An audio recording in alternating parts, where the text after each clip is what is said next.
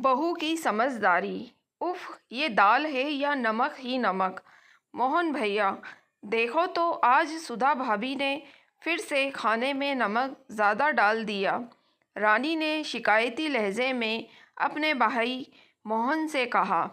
Factory से घर lunch करने आए मोहन ने भी जैसे ही पहला कोर सब्जी के साथ लगाकर खाया तो वह भी गुस्से से बोला, सुधा, ये क्या है? ध्यान कहाँ रहता है तुम्हारा? सब्जी में इतना ज़्यादा नमक?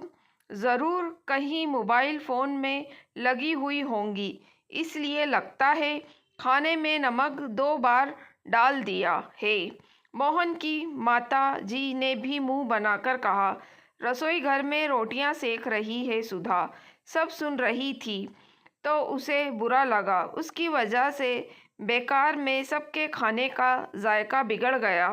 खैर, वो तेजी से फ्रिज में से दही निकालकर जल्दी से प्याज टमाटर काटकर उसे छोंक कर ले आई, जो कि बिल्कुल पनीर भुजिया की तरह चटपटा बनाकर तैयार हो जाता है।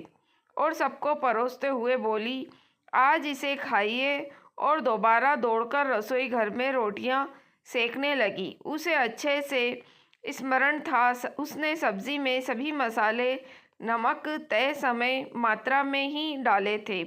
फिर ये अचानक नमक का तेज़ होना। लेकिन ये केवल आज ही नहीं हुआ, बल्कि बीच बीच में कई बार उसकी बनाई सब्जी में कभी नमक तो कभी मिर्ची तेज़ हो जाती है, और तो और कभी पानी।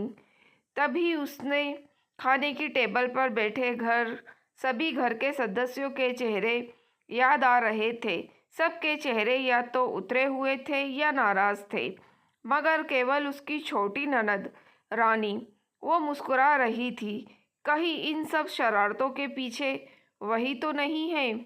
पर बिना सबूत के वो कैसे मोहन या अपनी सासू माँ ससुर जी से कहे? और कोई भी भाई या माता पिता अपनी बहन बेटी की शरारत को कैसे मानेगा?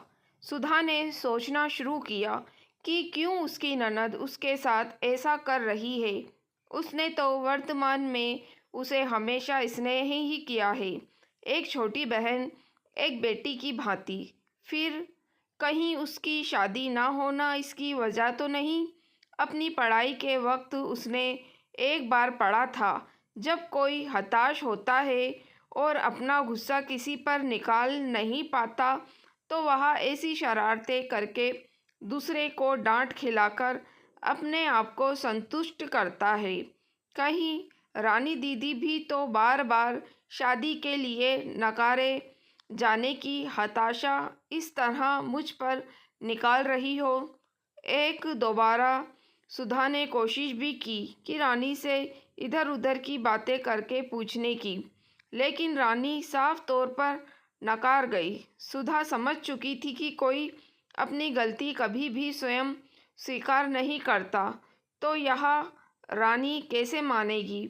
आखिरकार उसने एक तरीका सोचा और दोपहर का खाना बनाते वक्त जानबूझकर एक कोने में मोबाइल फ़ोन लगाकर उसकी वीडियो रिकॉर्डिंग लगा दी, जिसमें वह सब्ज़ी में क्या नमक मिर्च मसाले डाल रही थी, और फिर सब्ज़ी बनाकर चुपचाप ढक कर बहाने से छत से कपड़े लेने चली गई।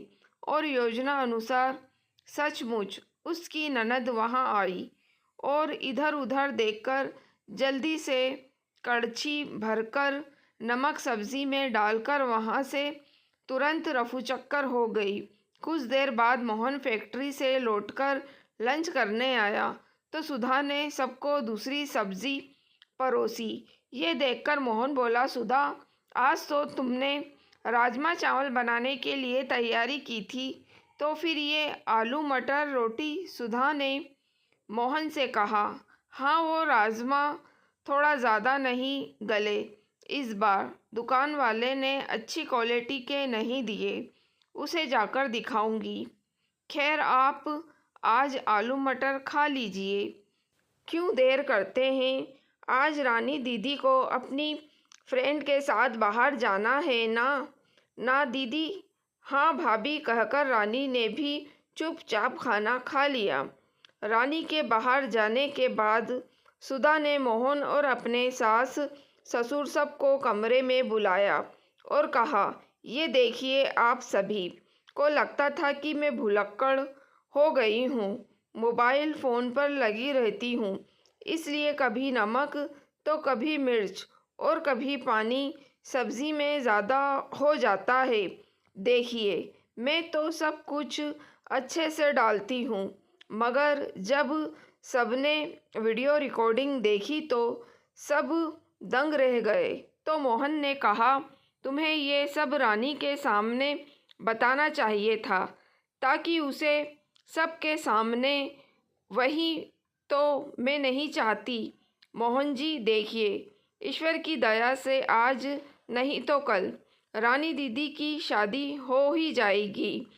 लेकिन वहाँ भी अगर उन्होंने अपने ससुराल में अपनी इसी तरह की शरारतों से और दूसरों को नीचे दिखाने की आदतें जारी रखी तो उनका वहाँ सबसे निभाना मुश्किल हो जाएगा।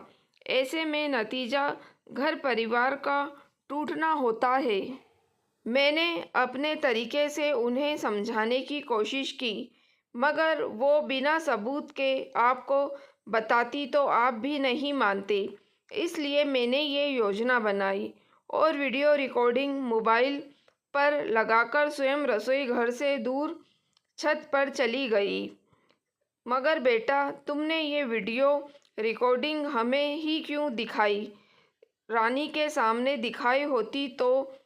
बाबूजी, माँ, मैं नहीं चाहती कि हमारे घर परिवार में नफ़रत और बढ़े, बल्कि हम सभी में प्यार बढ़े। इसलिए ये वीडियो आप ही रानी दीदी को दिखाकर उन्हें समझाएं। जब बच्चे नादानियाँ करते हैं तो बड़े उन्हें सही तरीके से अपने अनुभव द्वारा संवारते हैं। यूँ तो रानी मेरी ननद है, मगर मेरी छोटी बहन मेरी बेटी की तरह। और कोई भी माँ अपने बच्चे को नीचा नहीं दिखाती, बल्कि उसे इस तरीके से समझाया करती है कि उसकी ज़िंदगी हमेशा खुशियों से भरी रहे। माँ, बाबूजी, आप सभी उन्हें प्यार से समझाएंगे तो वह जल्द और अच्छी तरह समझ जाएंगी।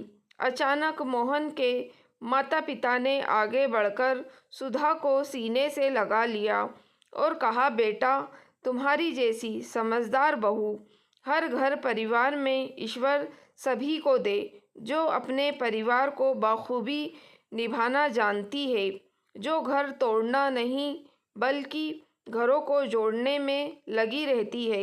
ईश्वर तुम्हें सभी खुशियों से भरा रखे, कहकर दोनों ने सुधा के सिर पर स्नेहिल हाथ रख दिया। वहीं दूसरी ओर मोहन और सुधा दोनों भीगी पलकों को साफ करते हुए मुस्कुरा रहे थे। दोस्तों, अगर आपको कहानी पसंद आई है तो आप मेरे चैनल वॉइस ऑफ नीलोफर को सब्सक्राइब ज़रूर कीजिएगा और मेरी वीडियो को लाइक और शेयर भी ज़रूर कीजिएगा। Thank you for watching.